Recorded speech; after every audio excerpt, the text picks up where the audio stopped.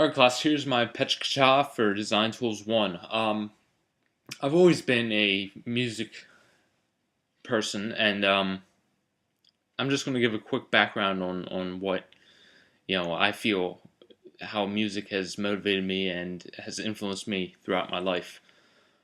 So yeah, my first goal in life really was I wanted to become a rock star. It might sound funny, but in 10th grade, I remember watching and seeing Metallica on YouTube in concert, and I thought it was the greatest thing ever. And that was my goal.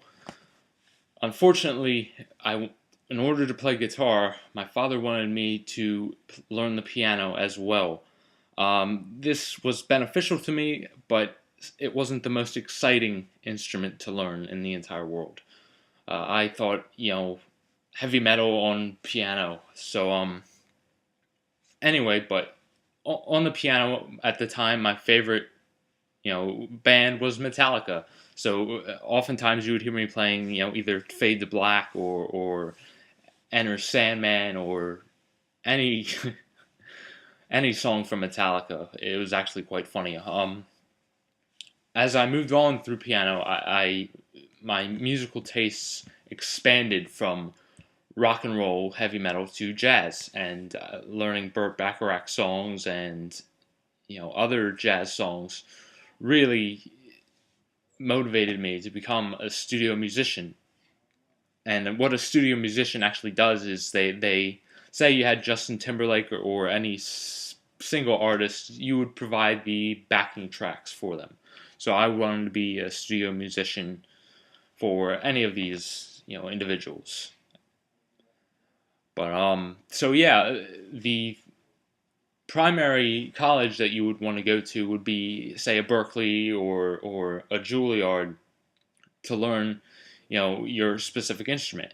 And what they would do is they would, pretty much your schooling was sitting down with whatever instrument you had.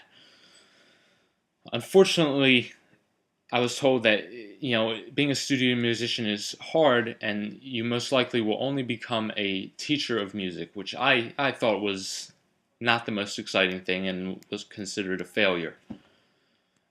This kind of led me aside, and at the time I was also involved with the church band, and this is where I played piano, but the bass player decided to leave the band, so I would end up playing bass lines on the keyboard. And then they asked me, "Hey Mark, would you mind playing bass?" So I picked up the bass guitar, and at first it was terrible. I mean, piano helped to figure out, okay, once I knew what notes and what position to put my hand, I learned it quite well, but at first it was a very hard challenge.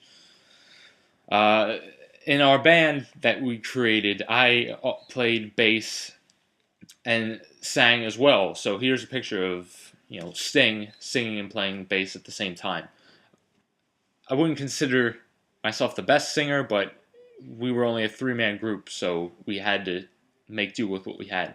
Here's where we were actually playing at a church, and I'm on the right-hand side, and my guitarist is on the left-hand side. This just happens to be a song that he sang. But yeah, it was a very exciting time, and the Rockstar goal kind of improved. But our band, figuring I was playing bass, rather than just playing chords and simple, four-chorded songs where I would fall asleep, we would end up playing, riff-based songs where, you would see the technical, aspects of it. Our main inspirations were, of course, Muse, which, currently they're, in my opinion, the best band out there for riff-based music. And they're just amazing. Their Origin of Symmetry and stuff like that. Another band that I really liked was Tool, and they have their own sort of musical style. The bass player really, they have off timings, and their drummer and their bass player just connect instantly. Finally, I always liked Rage Against the Machine because the guitar player understands that hey, the bass player is in there as well, and that they create the perfect mix of songs. Where you have bass playing different stuff than the guitar, and so we continued to make a demo for our band, and it really we thought this would be a great success, but it turned out that hey, our songs are on CD, but you have to push the CDs and sell the CDs in order to make money. However, we were playing live shows at the time, so we were making some money. This obviously is a little over the top.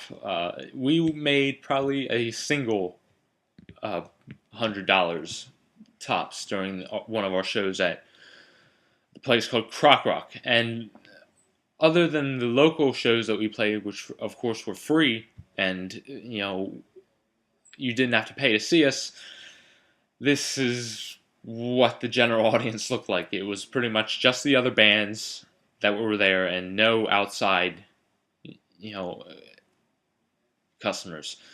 And this was the final thing: was you miss 100% of the shots you don't take, by Wayne Gretzky. And I figure that we have